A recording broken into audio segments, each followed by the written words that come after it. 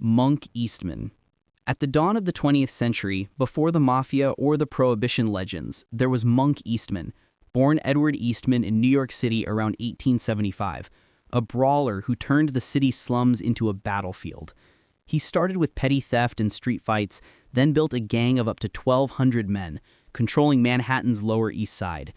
Eastman's crew protected brothels, gambling dens, and saloons, collecting insurance for Tammany Hall politicians, corrupt partnerships that made votes and violence interchangeable. Monk's empire ran on raw muscle, not finesse. He carried brass knuckles and a wooden club, often leading fights himself. Rival gangs like Paul Kelly's Five Points Gang challenged him, igniting street wars that left dozens dead and turned neighborhoods into miniature war zones. Police crackdowns eventually ended his reign. Eastman was convicted of robbery in 1904 and sentenced to 10 years in Sing Sing. After his release, he enlisted under his real name, Edward Delaney Eastman, and astonishingly fought heroically in World War I, earning respect as a soldier. But he returned to New York's underworld unable to escape its pull. In 2020, at a veterans banquet, he was shot dead in a dispute with a fellow ex-gangster. Monk Eastman's brutal rule bridged the era of street brawlers and the corporate structure of organized crime that would follow, proving that even chaos can lay the groundwork for empire. Arnold Rothstein. If Monk Eastman was the muscle of early organized crime, Arnold Rothstein was its brain. Born in 1882 to a wealthy Jewish family in New York, he grew up valuing money over morality and soon turned gambling into a career. By his 20s, he controlled illegal casinos, bookmaking rings, and a small army of fixers throughout Manhattan. Rothstein saw crime as a business empire, not a street hustle.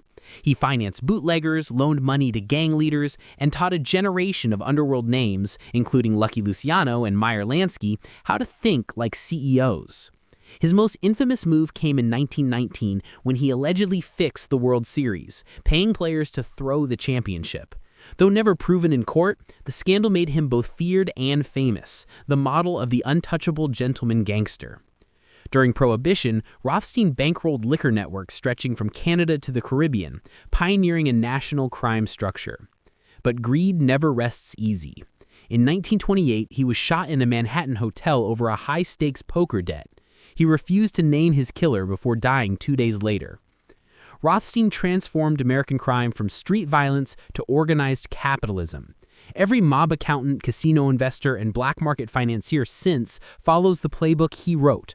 A man who made the underworld profitable, predictable, and terrifyingly modern. Johnny Torrio. Before Chicago became synonymous with gangsters, it had Johnny Torrio, the quiet genius who built the blueprint for organized crime. Born in southern Italy in 1882, raised in New York, he learned early that brains outlast bullets. When Jim Colosimo, Chicago's early vice boss, brought him west to manage gambling and prostitution, Torrio transformed crude rackets into a disciplined business. Then came Prohibition, 1920, the underworld's gold rush. Torrio immediately saw its potential, creating a coordinated bootlegging syndicate across Chicago, partnering with breweries, transporters, and corrupt cops. His most loyal protege, a young bruiser named Al Capone, helped expand the network.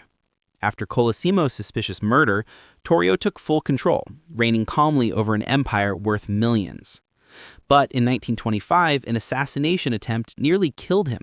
Seeing the writing on the wall, Torrio retired to Italy, leaving Capone in charge. He lived quietly for decades, a rare gangster who walked away alive and rich.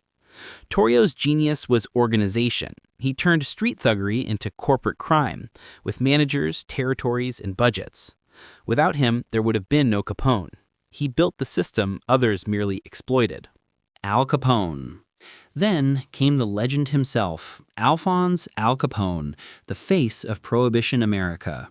Born in Brooklyn in 1899, Capone followed Torrio to Chicago and took command after his mentor's retirement. Under Capone, illegal alcohol became a $100 million a year enterprise. He controlled breweries, trucking, speakeasies, and politicians, ruling Chicago like a corporate CEO backed by machine guns. Charismatic and brutal, Capone played both Robin Hood and tyrant, hosting soup kitchens for the poor while ordering hits on rivals. His war with Bugs Moran's North Side Gang climaxed in the St. Valentine's Day Massacre in 1929, where 7 men were gunned down, shocking the nation and defining gangland violence. Despite dozens of murders linked to him, what ended Capone was paperwork. In 1931, federal agents convicted him of tax evasion, sentencing him to 11 years. He served time at Alcatraz before illness destroyed his health. He died in 1947, only 48 years old. Capone was more than a crime boss. He was America's first celebrity gangster, a symbol of corruption, charisma, and the Roaring Twenties' dark underbelly. Bugs Moran. If Al Capone ruled Chicago's South Side, his bitter rival George Bugs Moran commanded the North. Born in Minnesota in 1893 to French-Irish parents, Moran grew up rough, burglary, reform school, and a quick climb into organized crime. His North Side gang competed fiercely against Capone for control of bootleg alcohol, hijacking shipments and assassinating Capone's allies. The rivalry turned Chicago into a war zone. It reached its bloody climax on February 14, 1929, the St. Valentine's Day Massacre. Capone's men, posing as police, lined up 7 of Moran's gang members and gunned them down with Tommy guns. Moran escaped the trap by minutes, but the massacre ended his dominance. His organization collapsed, and federal pressure destroyed what remained of Chicago's open gang war. Moran kept drifting through petty crimes, serving repeated prison sentences until his death in 1957 from lung cancer. He was the last major survivor of the Prohibition kingpins, a man whose name became forever attached to one of America's most notorious bloodbaths. John Dillinger. When Prohibition ended, another kind of outlaw stole the spotlight. John Dillinger, born 1903 in Indiana. Charismatic, immaculately dressed, and fearless, he became the face of Great Depression-era bank robbery. Between 1933 and 1934, Dillinger robbed at least 24 banks across the Midwest, escaping from jail twice, once carving a fake gun from wood. To a public crushed by poverty and distrustful of banks, he looked like a folk hero, a modern Robin Hood. Newspapers tracked his daring getaways. The FBI labeled him public enemy number 1. But celebrity makes a poor hiding place. In July 1934, federal agents ambushed him outside Chicago's Biograph Theater after a tip from the infamous Lady in Red. He was shot dead on the sidewalk, age 31. Dillinger's short, violent career changed law enforcement forever, spurring the rise of the modern FBI and turning the gangster from local menace into national myth. Bonnie and Clyde. During the bleak heart of the Great Depression, Bonnie Parker and Clyde Barrow became America's most infamous criminal couple. Both born in Texas, she a waitress with poetry dreams, he a small-time thief, they met in 1930 and never looked back. Together, they formed a drifting band of robbers and killers, raiding banks, gas stations, and small stores across the Midwest and South. Between 1932 and 1934, they were linked to more than a dozen murders, including police officers, yet newspapers portrayed them as young lovers thumbing their noses at a broken system. Their stolen car getaways and snapshots brandishing guns turned them into pop culture bandits. Fame caught up fast. Lawmen led by former Texas Ranger Frank Hamer tracked the pair for months before ambushing their car near Gibbsland, Louisiana on May 23, 1934. In less than a minute, 130 bullets tore through the Ford V8. Their deaths ended an outlaw era, but ignited a legend still romanticized in songs and films. Beneath that myth, Bonnie and Clyde were desperate products of poverty whose story blurred the line between love and violence. Charles Lucky Luciano. If the Depression produced folk heroes, Lucky Luciano created the mob's lasting empire. Born Salvatore Lucania in Sicily in 1997, he grew up in New York's Lower East Side, running rackets before 20. Shrewd and utterly pragmatic, he saw chaos in Prohibition gangs and decided to impose order. In 1931, Luciano orchestrated the murders of bosses Joe Masseria and Salvatore Maranzano, ending the Mafia's bloody civil war. He then formed the Commission, a national governing board for organized crime that divided territories, settled disputes, and ensured profits without open war, a revolutionary form of criminal corporate management. Luciano also partnered beyond ethnicity, working with Jews like Meyer Lansky and Bugsy Siegel, and invested heavily in heroin and nightlife. Arrested in 1936 on vice charges, he still managed to assist U.S. naval intelligence during World War II, earning early deportation in 1946. Exiled to Italy, Luciano remained an underworld legend, influencing both American and international syndicates until his death in 1962. He turned the Mafia into an organization rather than a mob, proof that in crime, strategy outlives brute force. Meyer Lansky. If Lucky Luciano was the architect of organized crime, Meyer Lansky was its chief financial officer. Born in Grodno in 1902 and raised in New York's Lower East Side, Lansky turned a love of numbers into the mob's secret weapon. He managed money for rackets that spanned gambling, bootlegging, loan sharking, and narcotics. Early on, he and boyhood friends Lucky Luciano and Bugsy Siegel forged the first cross-ethnic criminal alliance, Jews and Italians uniting profit over prejudice. Lansky built gambling operations across the U.S. and the Caribbean, from Cuba's Havana casinos to the beginnings of Las Vegas. His empire laundered billions of dollars through legitimate fronts, decades before money laundering entered mainstream vocabulary. Unlike flashier counterparts, he avoided publicity, leaving almost no prison record. After Castro closed Cuban casinos in 1959, Lansky's fortune evaporated overnight.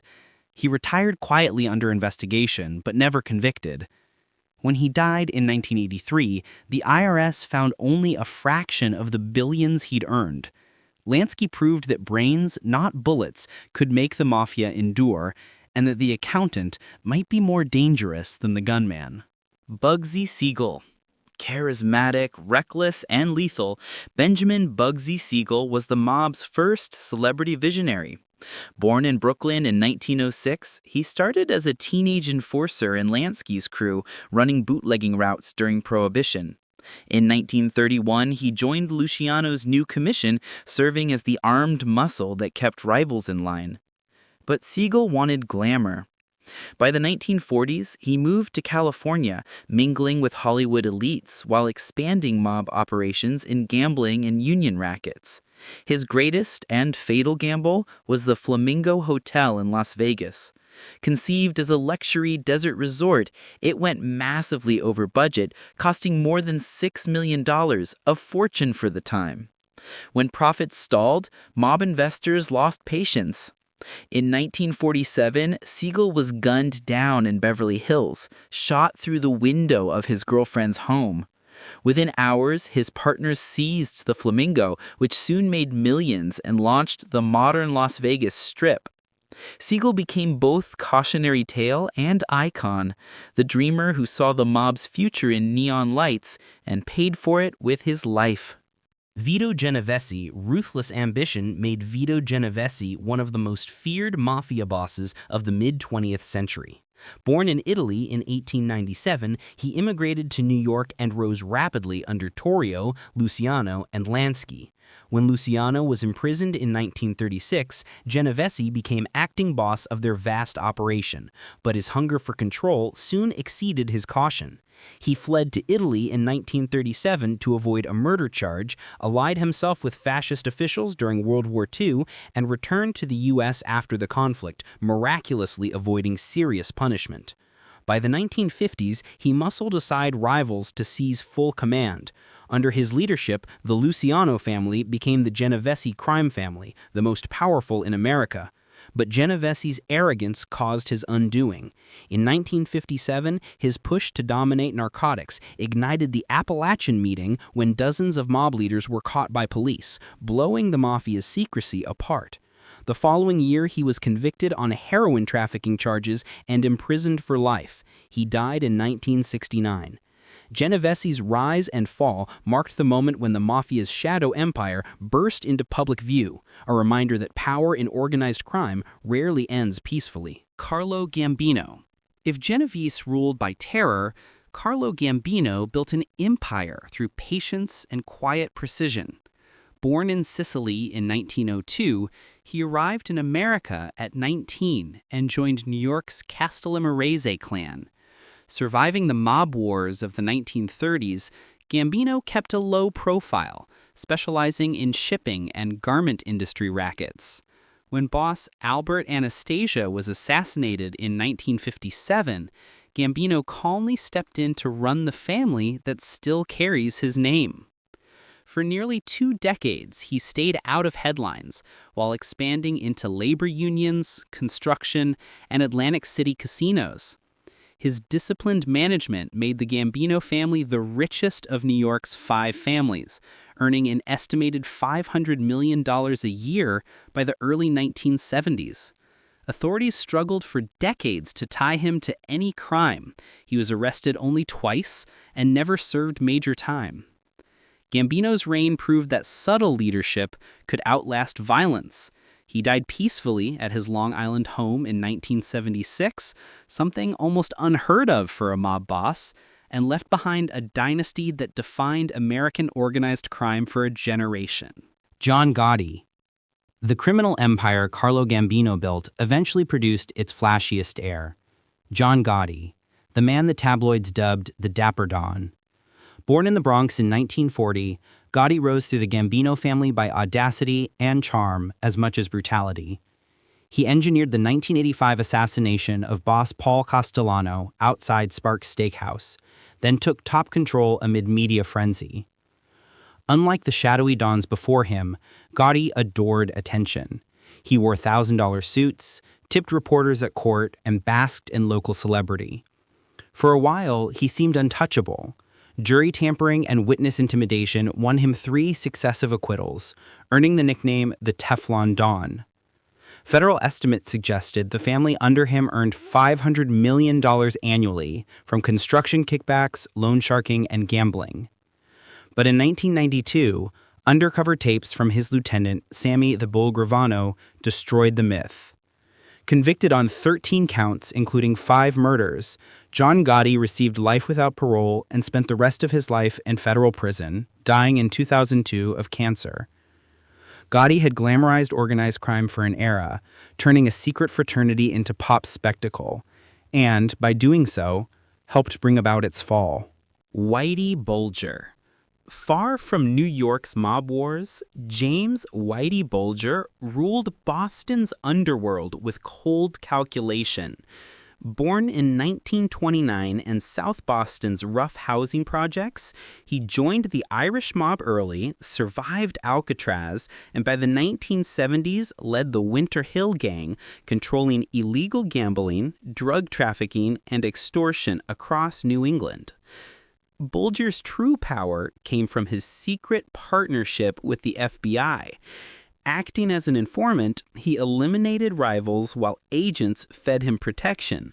For 16 years, he operated virtually untouchably, making millions while others went to prison. When the deal collapsed in 1994, Bulger vanished, sparking one of America's longest manhunts. Arrested in 2011 in Santa Monica under a fake name, the now elderly gangster still possessed over $800,000 in cash and arsenals of guns. Convicted of 11 murders, he received 2 life sentences and was beaten to death by inmates in 2018. Whitey Bulger's story exposed deep corruption inside law enforcement and ended the romantic myth of the noble gangster. He was power and paranoia personified, an empire built on betrayal. Frank Lucas. When the old mafia syndicates faded, a new kind of gangster rose, an entrepreneur of the drug era. Frank Lucas, born 1930 in North Carolina, came to Harlem chasing opportunity and found it in heroin. Under mob boss Ellsworth "Bumpy" Johnson, he learned organization. Then, after Johnson's death, built his own empire, one that cut out middlemen entirely.